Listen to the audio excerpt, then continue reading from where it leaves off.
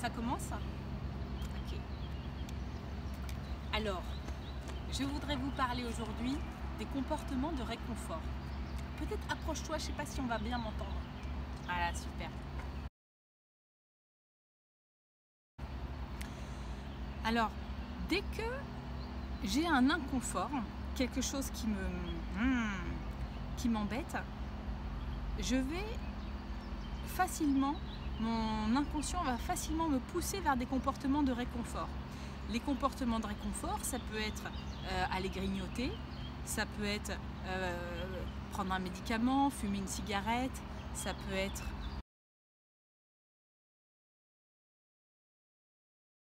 se droguer. Voilà, ça ce sont les comportements de réconfort. Et quand on a un comportement de réconfort, la plupart du temps, ce qu'on fait, c'est que... Hop là, attention les lunettes. Ce qu'on fait, c'est qu'on a envie de se juger. Mais qu'est-ce que tu fais là? Qu'est-ce que tu fous là à prendre de la drogue, une cigarette, à manger alors que tu n'as pas faim? En fait, quand on a un comportement de réconfort, c'est tout le contraire qu'il s'agit de faire. Tu me cadres toujours, mon cœur? Okay. C'est prendre soin de soi et aller découvrir quel est l'inconfort qui me tiraille. Est-ce que c'est un inconfort physique? Est-ce que j'ai besoin de me reposer? Est-ce que j'ai besoin de m'allonger? Est-ce que c'est un inconfort physique? Est-ce que j'ai besoin de faire du sport? Je viens de passer 3 heures à faire des dossiers assis sur mon ordinateur, mon corps a besoin de bouger. Quand on voit les chiens qui se baladent, comme ils sont contents de sortir, nous aussi notre corps il a besoin parfois de bouger, voilà. Est-ce que c'est ça? Est-ce que c'est un inconfort physique et mon corps a besoin de quelque chose? Est-ce que j'ai froid? Est-ce que quoi? Ou est-ce que c'est un inconfort émotionnel? Est-ce qu'il y a quelque chose qui me rend triste? Est-ce que je suis un peu embarrassée? Est-ce que je suis un peu gênée? Est-ce que je suis un peu anxieuse de quelque chose? Et donc, si c'est un inconfort émotionnel, il y a forcément un inconfort mental. Il y a forcément dans mes pensées sont en train de tourner autour de quelque chose qui m'embête. Alors voilà un petit schéma pour expliquer mon propos. Donc, ici, c'est tout ce qui est notre conscience. Avec l'imagination, tous les scénarios qu'on se fait, et s'il se passait ça, et s'il se passait ça, et s'il se passait ça. Là, les pensées, les jugements qu'on fait sur le monde, sur nous-mêmes, je suis nulle, je suis pas capable, tout ça c'est de ma faute, je vivrai plus jamais ces beaux moments. Et là dans l'imagination j'ai mis, et si je perdais mon travail, et si je perdais mon amour, son amitié, et si il ou elle me quitte et que je reste seule, et si je n'y arrivais pas. Voilà, donc si je n'y arrivais pas, c'est un scénario. On imagine qu'on n'y arrive pas et tout ce qui va se passer quand je n'y arriverai pas. Je sais pas, que je vais perdre mon travail, que je ne pourrai plus payer mon emploi, que je serai à la rue, que je serai SDF et ainsi de suite. Donc tout ça c'est de l'imagination. Et ça ce sont des pensées. Les pensées souvent ce sont des jugements qu'on a sur les choses, sur le monde. Je suis nulle, c'est nul, je suis capable de... Tout ça c'est de ma faute, je vivrai plus jamais. Voilà. Donc ça c'est ce qui appartient à la conscience. J'ai mis des pensées et des scénarios de l'imagination. Et tout ça, ça va dans notre espace mental, ça va traverser notre cerveau, créer un type d'onde cérébrale.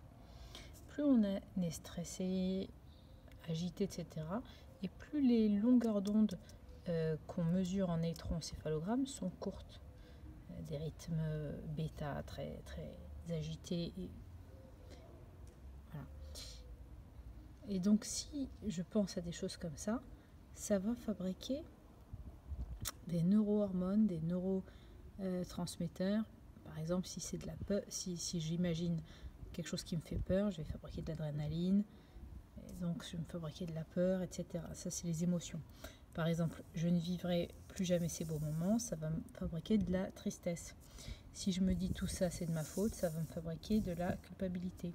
Si je me dis je suis pas capable de faire ceci ou faire cela, ça va générer de la déception. Je suis déçue, je suis dégoûtée de moi-même. Je n'y arriverai pas, ça va me fabriquer du découragement.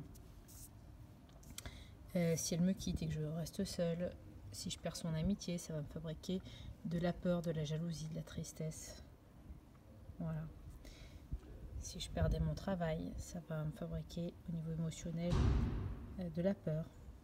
Voilà, tout ça, ce sont des émotions donc qui ont un substrat dans mon corps avec des neurohormones, des hormones, tout un tas de neuropeptides qui vont circuler dans mon sang, dans mes cellules. Et bien sûr, on ne peut pas avoir toute cette décharge de neurohormones, de neuropeptides sans avoir un signal dans mon corps. Mon corps réagit tout de suite pour me dire « Attention, tu files un mauvais coton !» Et j'ai des sensations désagréables, je me sens nouée, j'ai les boules, je sens une chaleur, je me sens écœurée, j'ai de la fatigue, je sens que je tremble, j'ai le cœur serré, j'ai des palpitations. Alors bien sûr, la fatigue, elle peut être aussi organique, mais là, je parle de la fatigue mentale, quand je suis découragée, que j'ai plus d'énergie, quoi. Voilà.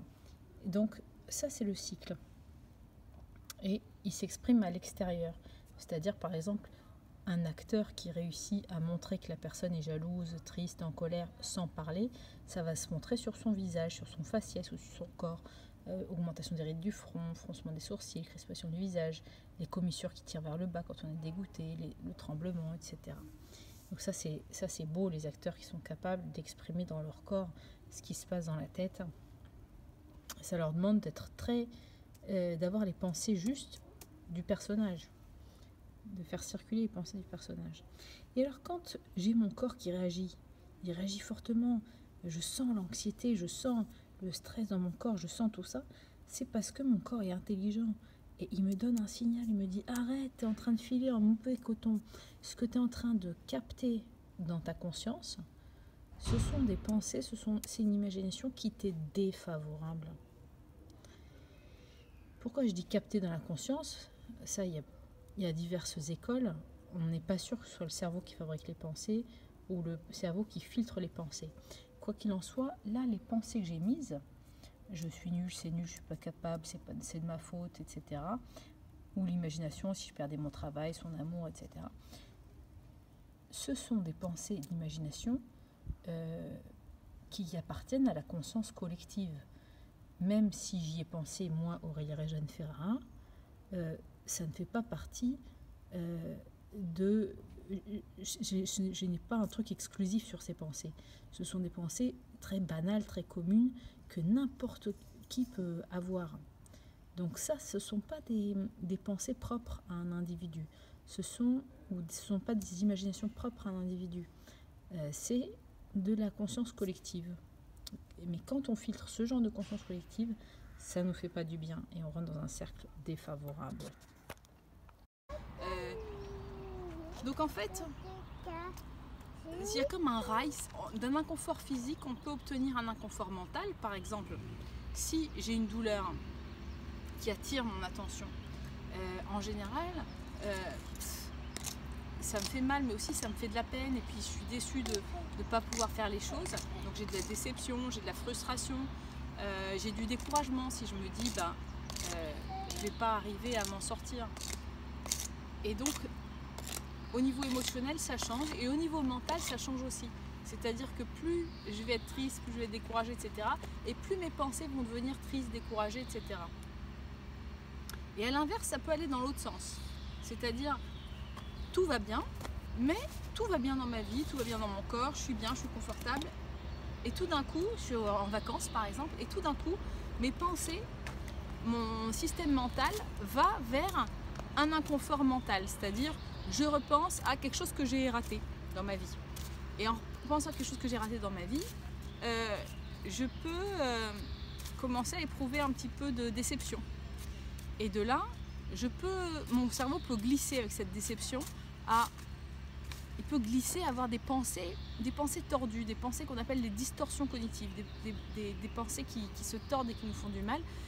Je peux glisser de j'ai raté ça à j'ai un échec, c'est un échec, c'était pas réussi et je repense à tous les autres échecs de ma vie. Je commence à douter de moi-même, de mes capacités, etc. Doutant de moi-même, je commence à me décourager. Donc là, je descends dans un inconfort émotionnel. Je fabrique pour moi du découragement, de la déception de moi-même. Et de là, mon comportement, mes épaules se baissent, etc. j'ai plus envie, j'ai plus le courage, je deviens morose, etc. Et donc ça, c'est la voie descendante. C'est-à-dire que c'est comme des rails d'un train. On peut avoir un inconfort physique, donc dans notre corps, comme une douleur qui va prendre le train et remonter jusqu'à un inconfort mental, c'est-à-dire commencer à avoir des pensées tristes, déçues, etc.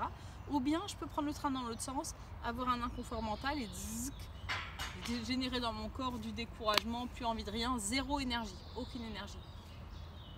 Voilà, et donc là, quel que soit l'inconfort, comment il se commence, comment il se déplace, quoi qu'il en soit, ça va générer pour moi des comportements de réconfort. Donc la prochaine fois que j'ai un comportement de réconfort, que j'ai envie de grignoter, que j'ai envie de me shooter, que j'ai envie de prendre de la drogue, que j'ai envie de prendre un médicament, que j'ai envie de prendre une cigarette, la première chose, c'est pas d'être méchante avec moi-même parce que je suis déjà en souffrance si j'ai besoin d'un comportement de réconfort.